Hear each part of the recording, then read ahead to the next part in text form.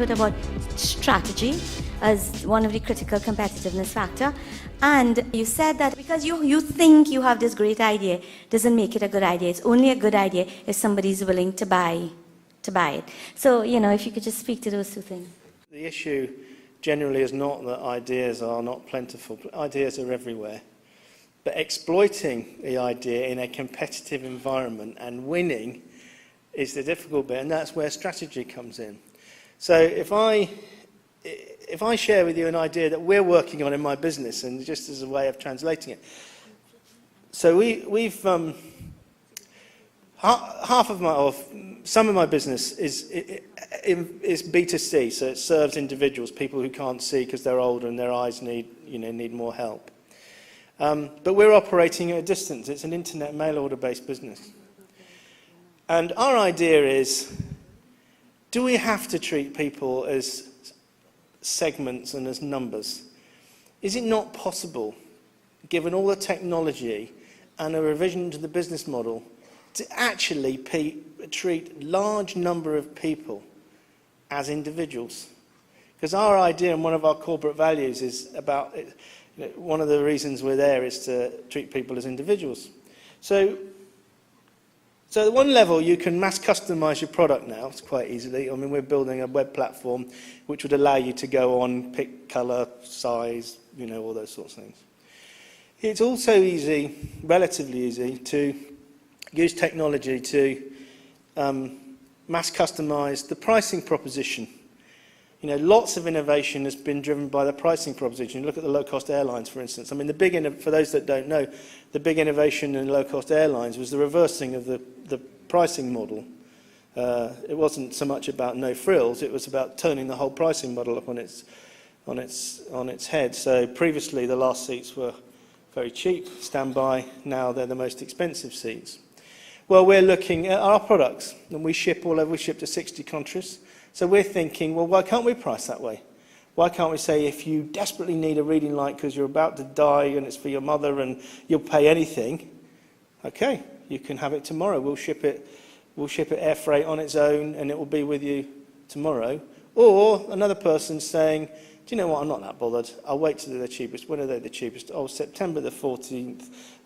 I'll have that one there. So just like airline seats are priced. So mass customizing the product, mass customizing the service, and the pricing rather, but also mass customizing the service. And mass customizing the service takes you into a new level. So we're psychometrically profiling our customers as we interrelate with them. So we are now looking for keywords to indicate to us what type of personality that customer is, so that we can work out whether or not we should spend a long time talking to them, whether they're likely to want to deal with things very quickly and those sorts of things. So the idea is treat people as individuals.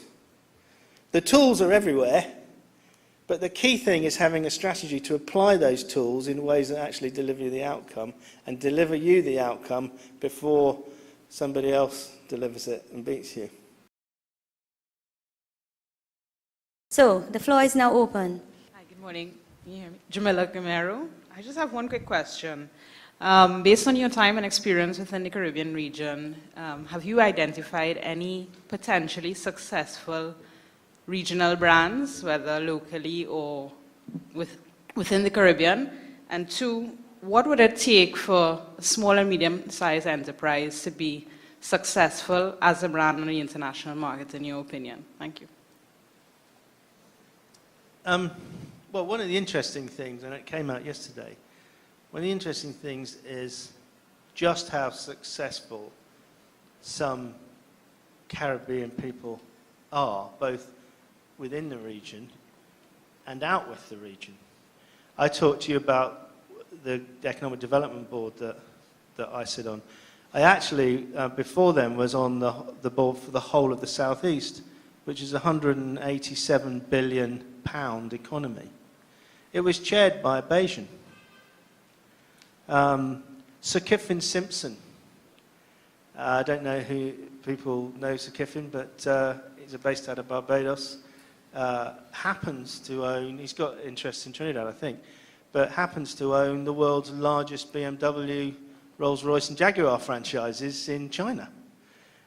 He's a Bayesian living in Barbados.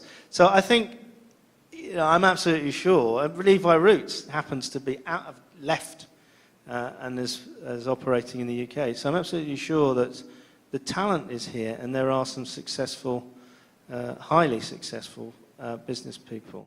I spent some time when I did the brand work for Barbados, traveling all over the Caribbean, asking people what they thought about Bayesians, so that we could understand a bit more about the Caribbean view of Bayesians within the Caribbean itself.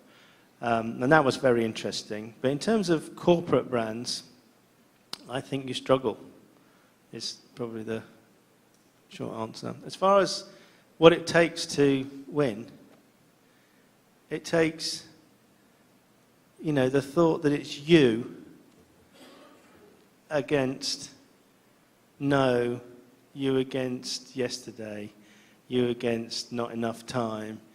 It's all about attitude. I mean, if people can be successful out of the Caribbean, then the difference between them and people who aren't successful, I suspect, is very largely down to the fact that they just get on with it. When I was traveling the world, I did a 10-year stint for British government, and my brief was, as head of innovation, international innovation, was travel around the world to look for what we don't know, so that we can bring those ideas back and bring them into policy.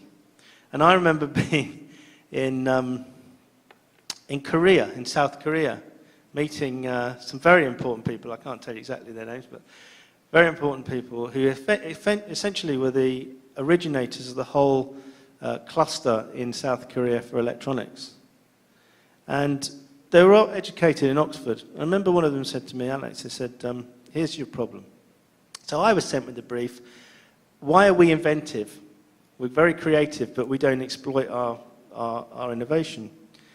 And he said to me, you need to remember this. Take this back to your government. He said, in England, when you come across a problem or an opportunity, what happens is someone from the factory floor goes home to their shed, gets a few elastic bands and a couple of bits of metal, knocks something up and muddles through with an idea and brings it forward and say, why don't we do this? And that's how you overcome a problem. When you're if you're in Japan, what the Japanese would do, they would take 5,000 engineers, take a full project brief, they'd spend 2 years analysing every tiny part, and they'd come forward with a solution to the problem. He said, but here in Korea, we just say, well, what problem? And just get on with it. And so your attitude to problems and barriers and things that are in your way, I think, is one of the differentiators between highly successful entrepreneurs and those who'd like to be. The successful ones just move on. They keep momentum. They just keep going. They don't stop. Whereas others find reasons to stop and cogitate. The topic talks about tools for building internationally competitiveness business under austerity conditions and measures. I'm wondering if really there's any difference in building a successful business and the tools that you need, whether it's austere conditions or normal conditions, and if there are, I mean, really, what are the differences? Good question. Well, I think that's quite insightful, because I think that running a business in any set of circumstances is actually broadly quite a simple thing to do. It's like driving a car. But if the road conditions change, you have to alter the way in which you drive that vehicle. So if it's foggy or icy, it's very different to if it's a nice, clear, sunny day.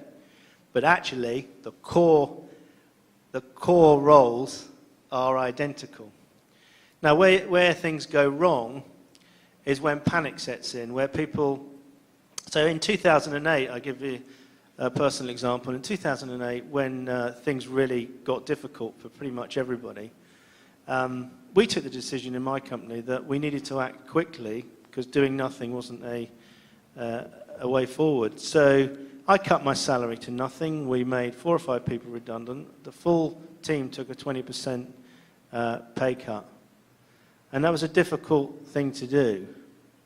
But we did it on the basis that this is a short-term cash flow issue. Business is closed for a moment. It's going to come back. When it comes back, we'll repatriate all the funds and everyone will be okay, which is exactly what happened. But what normally happens is people don't take those decisions, so therefore run short of cash. And when you run short of cash, as we all know, you're then forced into difficult positions and to do things differently. And the worst thing that you can do, 2 worst things that you can do, are, particularly when times are difficult, is to panic your staff and to stop talking to your customers. And those are the first 2 things that get cut. Training, or the free coffee, or salami slicing of people going out the door so everybody's waiting, or is it me next? So panicking your staff is the first thing that people do. So it's far better to go chung chung, big cut, and be left with a motivated team who don't feel under threat, who still can have a cup of coffee in the morning, who feel like they're going to survive. And equally, customers, I mean, if you stand back from a helicopter view, it would be ludicrous to suggest that the very moment that things get difficult and you need more money, you need more revenue, that you should stop talking to your customers. I mean, that would be a mad idea, but that's exactly what people do. They cut their marketing budgets. So the secret there is to make sure that you keep up your marketing spend, but you do it in ways that pay back in the time frame that you need it to be able to pay back. So you move back away from general brand advertising and more to a direct response approach. So, but generally speaking, times of austerity, lots more change going on, lots more risk. Therefore, you need to keep looking at the dials. One of the best things that you can do is instrument your business so that you've got a data feed for what is actually causing problems, what is going well, so that you can make decisions in real time, which is what we do. And not to panic. Would your company be opening a branch here for entrepreneurs, or are you going to limit it to Barbados? Okay. Thank you. Well, entrepreneurship is a core component of competitiveness. If you go back to what I said earlier about there's 2 means of production, entrepreneurs sit in the middle, they take the 2 means of production, they mix them together, and they use innovation to drive value.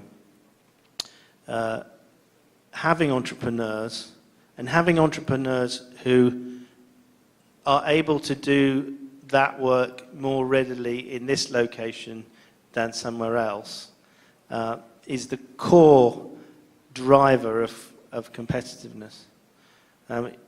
If you can have the best pitch and the greatest stadium on the planet, but if you can't get the players to come and play in the team, then it doesn't count for anything.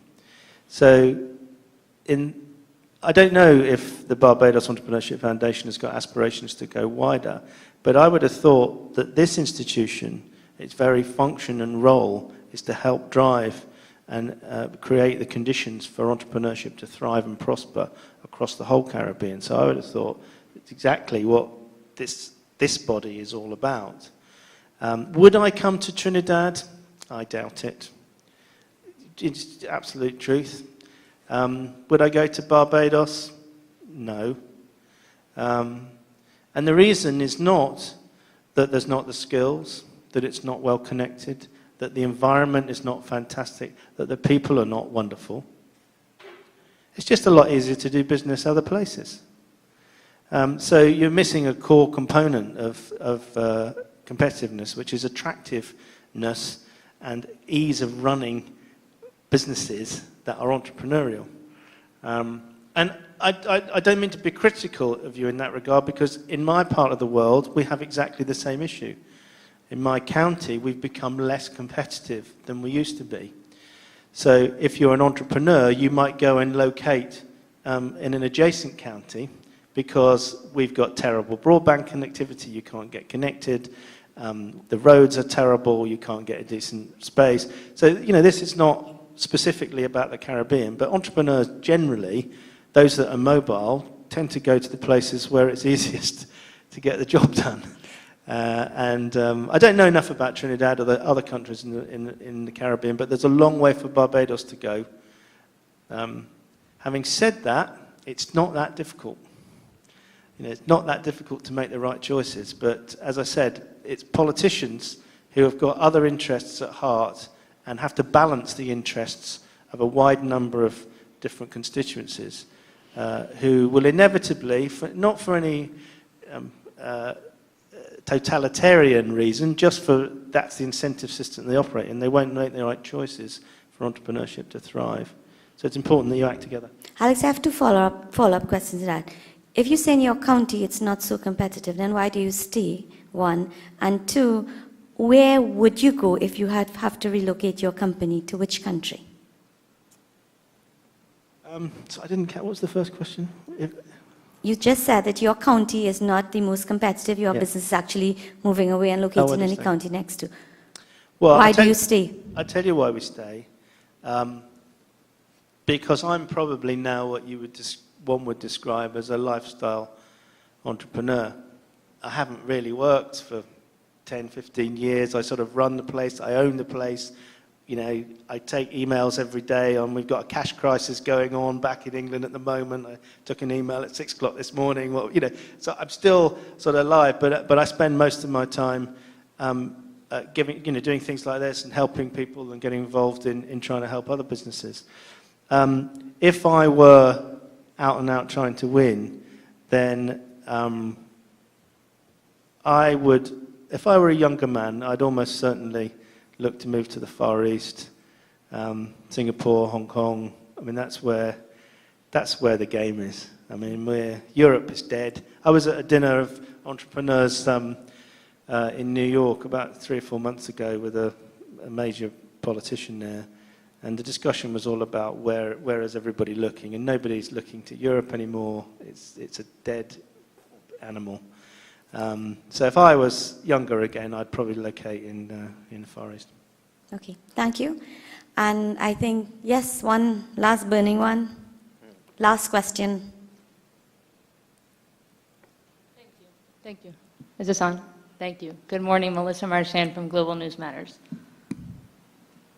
So what I'm hearing in your conversation is that, okay, you wouldn't bring your business necessarily to this region. It's not the best place to do business. How do we as a region change the way that the world listens to us so that people say, the Caribbean is an exciting space to be operating, and that's where I want to go do business? Okay, well, I think the answer is I was really interested to hear the minister yesterday make reference to the Global Competitiveness Index. I mean, there we have a global league table that breaks down, what it is that's relevant in terms of how an economy works. And if you take one I know well, like Barbados as an example, but it's fairly similar in some other parts of the region. If you look at that, Barbados scores brilliantly on a number of core competitiveness areas. I mean, skills and education. I mean, it's right. It's nearly at the top of the tree. I mean, it is world class. But competitiveness, particularly insofar as it involves attracting wealth creators, it's the weakest point in the chain, which ultimately ends up being the driver. It's the biggest barrier that gets in your way.